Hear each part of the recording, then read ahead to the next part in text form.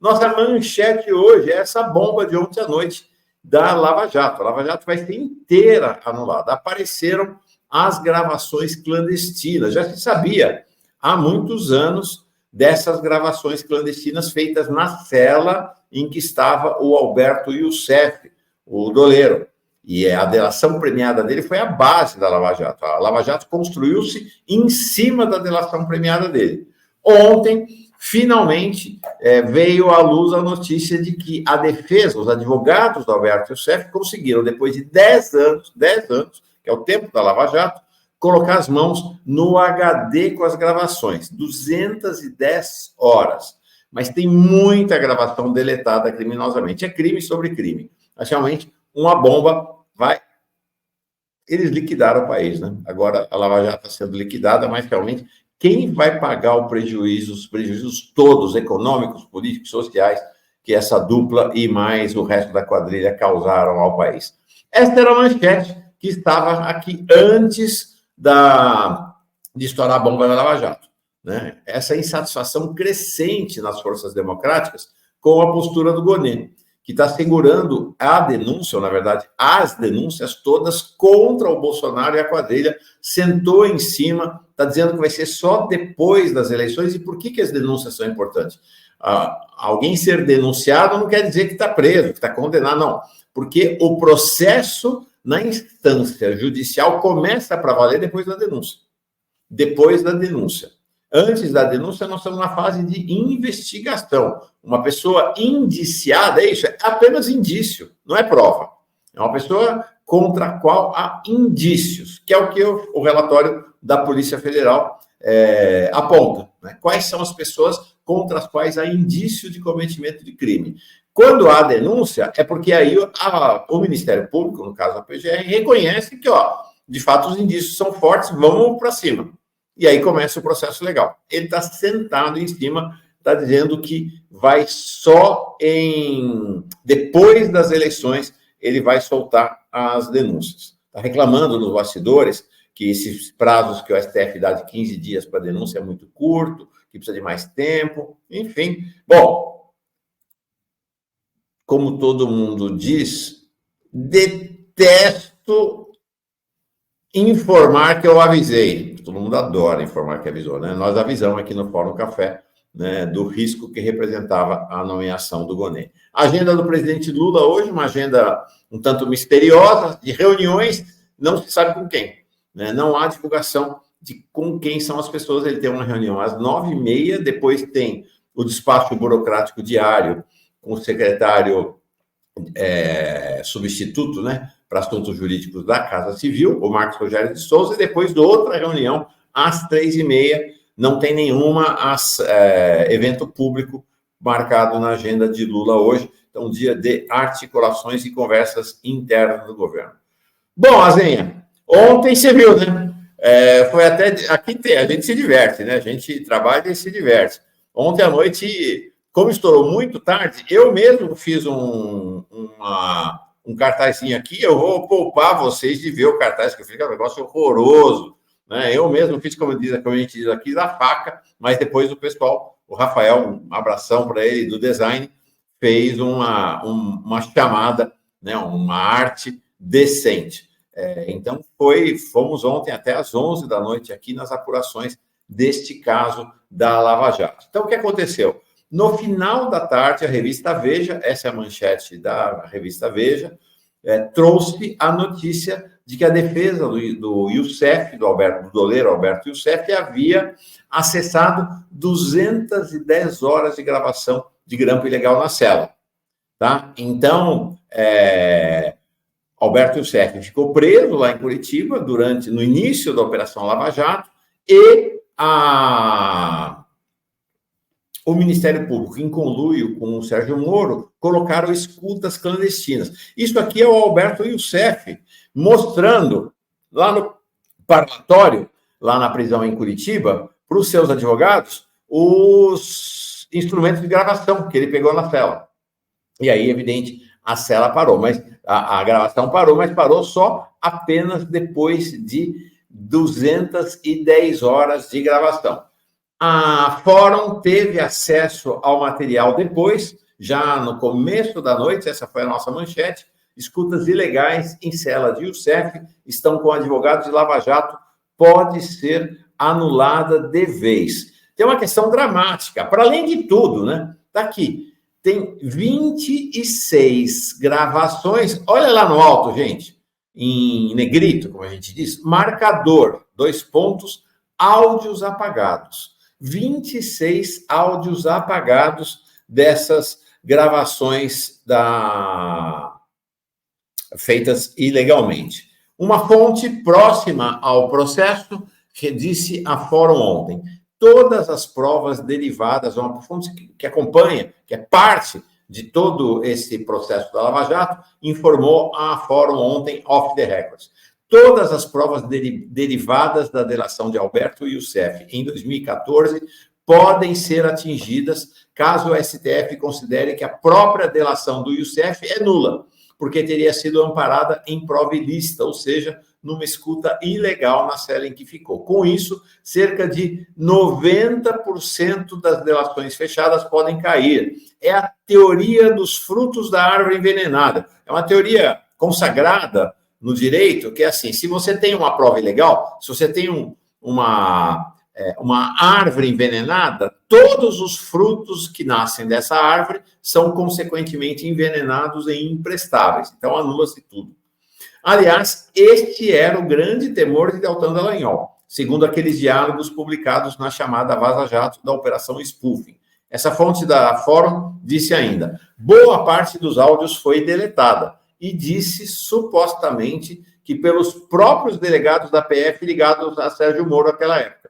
Inclusive, Érica Marena e Márcio Anselmo, que eram os destinatários das gravações ilegais, segundo a palavra do agente da Polícia Federal, Dalmeio Erlang, que teria instalado a escuta ilegal na cela. Alguns áudios sobreviveram e agora estão nas mãos de um técnico que tenta melhorar a qualidade dos arquivos. Cai toda a operação, pelo que se vê aqui, foram erros gravíssimos. Já nos primeiros dias da operação, tudo o que Moro e os delegados envolvidos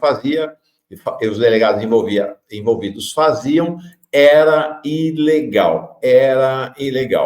O acesso às gravações foi concedido semana passada pela decisão do juiz Guilherme Roman Borges, que está atuando como substituto faz 2 semanas na 13ª Vara de Curitiba, que é a vara original da Lava Jato. Então, depois do Ápio, esse é o segundo juiz que assume a 13ª Vara sem ser participante da quadrilha. Então, importante isso. Tá? Os juízes que tiveram... Esse HD ficou escondido durante 10 anos, ele sumiu, desapareceu, sob a guarda do Sérgio Moro, da Gabriela Hart, do Luiz Antônio Bonar e do Danilo Pereira Júnior. Os 4 juízes da 13ª Vara que integravam a quadrilha da Operação Lava Jato. O Eduardo Lápio, todo mundo se lembra dele, né? Foi punido, tripunido pelo TRF-4, que é a instância superior e cúmplice da Lava Jato, lá na região sul, né? O Lava Jato em Curitiba, TRF-4 em Porto Alegre. Ele tentou encontrar o HD com as gravações clandestinas, mas os funcionários da 13ª Vara, ligados a Moro, diziam, não, doutor, mas não está aqui, está com o Ministério Público Federal. Não está aqui com a gente. Sabe o que se descobriu agora, né? Estava lá na vara da Lava Jato mesmo, estava escondida nos arquivos da própria vara. É muito grave, muito grave. 2 desembargadores, o Loraci Flores e o Thomson Flores, lá da 4ª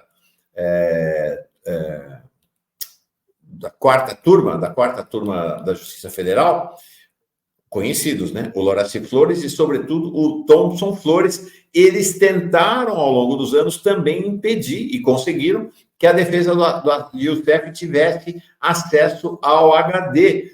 Eles, inclusive, revogaram as decisões do Eduardo Lápio de liberação do HD para a defesa do Alberto Youssef. Participaram da trama, evidentemente, também os procuradores, né? Sobretudo o Deltan Dallagnol e o Januário Paludo, que, em tese, fizeram investigações fakes, né, sobre esta situação. Então, tanto Moro quanto os sucessores sempre negaram esse acesso. Houve uma sindicância interna da Polícia Federal, Azenha, com uma conclusão absolutamente falsa, criminosa, a de que o equipamento estava inoperante e que ele tinha sido instalado lá na cela muito antes, anos antes da chegada dos presos da Lava Jato, que ele tinha sido instalado na cela quando lá esteve o Fernandinho Beiramar, o traficante Fernandinho Beiramar. Tudo cascata, tudo mentira, tudo operação ilegal. Impressionante, né, Azenha? Impressionante.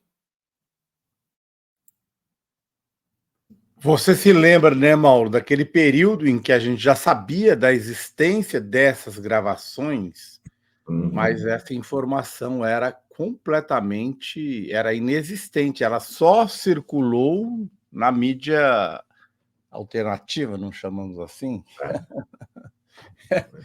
A Globo, Globo News, Folha, Estadão jamais se debruçaram sobre esse assunto, né? Naquele período. Aliás, eles esconderam tudo o que poderia causar algum tipo de constrangimento ao Dallagnol e ao Moro. E eu acho, viu, Mauro, ainda hoje, eu não sei o que você pensa disso, ainda hoje há um certo... o amor não acabou da mídia pela Lava Jato, sabia? Eu estava lendo outro dia na revista Piauí, um cara bacana, um cara, não desgosto dele, mas a revista Piauí, né? O Paulo Henrique Amarim chamava de o Pig, Pig chique, cheiroso, né? O partido da empresa Globo cheiroso.